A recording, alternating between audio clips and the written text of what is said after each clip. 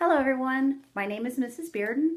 I'm a librarian from St. Tammany Parish Schools, and today I'm going to read to you a story called Amelia and Eleanor Go for a Ride. It is a wonderful historical fiction book written by Pam Munoz Ryan, who did a lot of research in order to write this wonderful book for us. I hope you enjoy it as much as I did. Amelia and Eleanor Go for a Ride.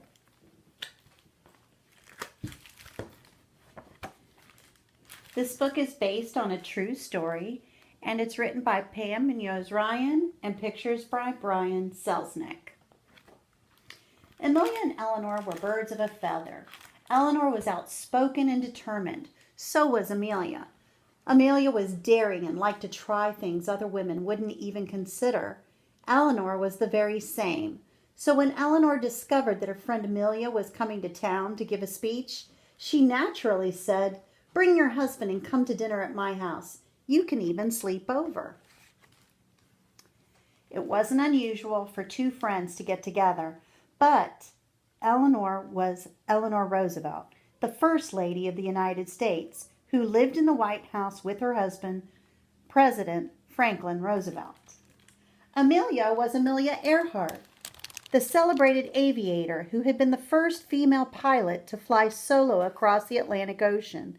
And when the two of the most famous and adventurous women in the world got together, something exciting was bound to happen. Washington, D.C. In a guest room at the White House, Amelia and her husband, G.P., dressed for dinner. Amelia pulled on the long white evening gloves that were so different from the ones she sometimes wore while flying. Many people didn't understand why a woman would want to risk her life in a plane. But Amelia had said it more than once. It's for the fun of it.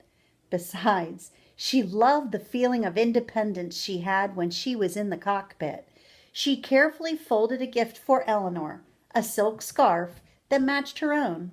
The powder blue with streaks of indigo reminded Amelia of the morning sky. Meanwhile, Eleanor dressed for dinner too. Her brother, Hall, would be escorting her this evening because the president had a meeting to attend. But Eleanor was used to that.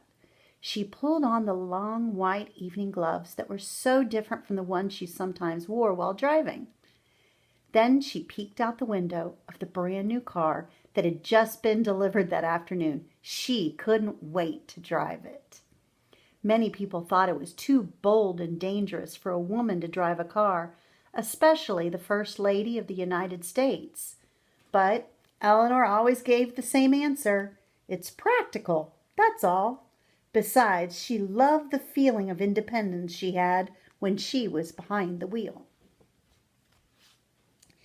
It was a brisk and cloudless April evening. The guests had gathered in the Red Room, and the table looked elegant, as even dinner parties at the White House can be. Eleanor and Hall greeted Amelia and G.P., as well as several reporters and a photographer. Amelia gave Eleanor the scarf. "I love it," Eleanor exclaimed. "It's just like yours." Dinner started with George Washington's crab chowder.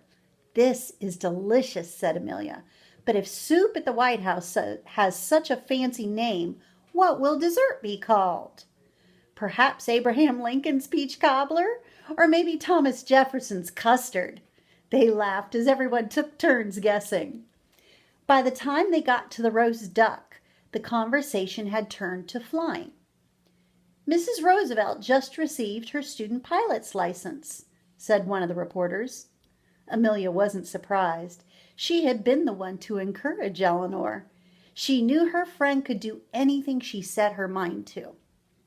"I'll teach you myself," offered Amelia. "I accept. Tell us, Amelia, what's it like to fly at night in the dark?" Everyone at the table leaned closer to hear. Very few people in the whole world had ever flown at night, and Amelia was one of them. Amelia's eyes sparkled.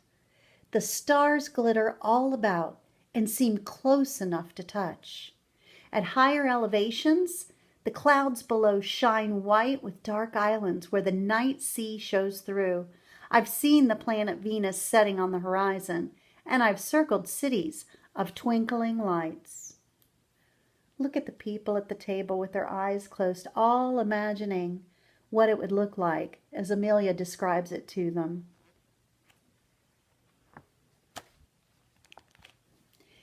"And the capital city at night?" asked Eleanor. "There's no describing it," said Amelia. "You just have to experience it on a clear night when you can see forever. Why, we should go tonight. We could fly the loop to Baltimore and back in no time." The Secret Service men protested.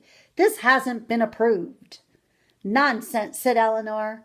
"If Amelia Earhart can fly solo across the Atlantic Ocean, I can certainly take a short flight to Baltimore and back."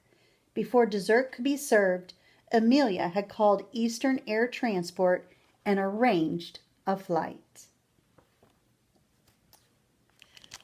Within the hour, Amelia and Eleanor boarded the Curtis Condor twin-motor airplane.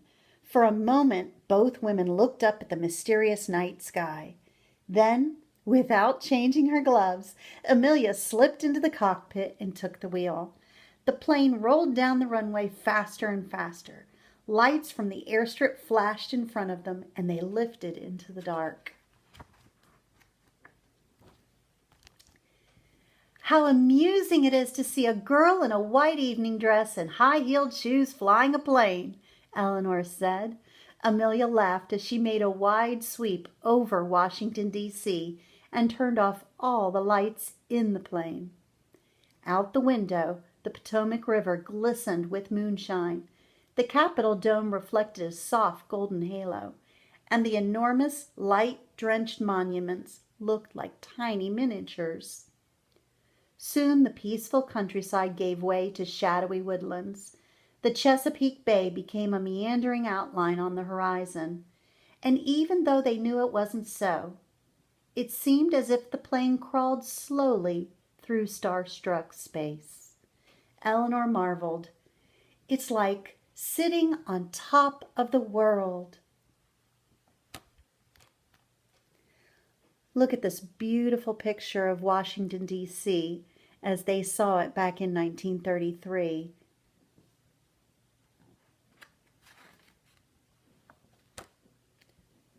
When it was time to land, Amelia carefully took the plane down. A group of reporters had gathered, anxious to ask questions. "Mrs. Roosevelt, did you feel safe knowing a girl was flying that ship?" "Just as safe," said Eleanor. "Did you fly the plane, Mrs. Roosevelt?" asked one reporter. "What part did you like best?" asked another. "I enjoyed it so much, and no, I didn't actually fly the plane, not yet, but someday I intend to. I was thrilled by the city lights, the brilliance of the blinking pinpoints below." Amelia smiled. She knew just how Eleanor felt. As the Secret Service agents drove them slowly back to the White House, Amelia and Eleanor agreed that there was nothing quite as exciting as flying. What could compare? Well, they admitted, maybe the closest thing would be driving in a fast car on a straightaway road with a stiff breeze blowing against your face. Arms linked, they walked up the steps to the White House. Eleanor whispered something to Amelia, and then they hesitated, letting the rest of the group walk ahead of them. "Are you coming inside, Mrs. Roosevelt?" someone asked. But by then, they had wrapped their silk scarves around their necks, and they were hurrying toward Eleanor's new car. You know what they're going to do, don't you? Let's see. Without changing her gloves, Eleanor quickly slipped into the driver's seat and took her turn at the wheel. With the wind in their hair and the brisk air stinging their cheeks, they flew down the road. And after they had taken a ride about the city streets of Washington, D.C., they finally headed back to the White House. For dessert, Eleanor Roosevelt's pink clouds on angel food cake. That's what they had for dessert. And that is how the story ends. However, at the end of the book, you will see a recipe for Eleanor Roosevelt's pink clouds on angel food cake. They also have whipped cream and strawberries for the pink clouds.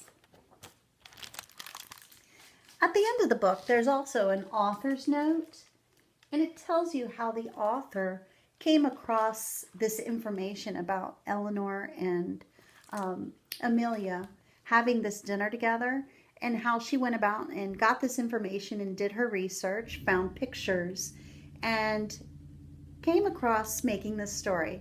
So thank you to Pam Munoz Ryan, who did all that work to make this wonderful historical fiction book for us. Thank you for joining me today. And remember to keep watching other videos like this one on our website at stpsb.org. Keep learning and keep reading. And now to hear from Burro. Burro says, keep learning and keep reading. Tell him, Burro.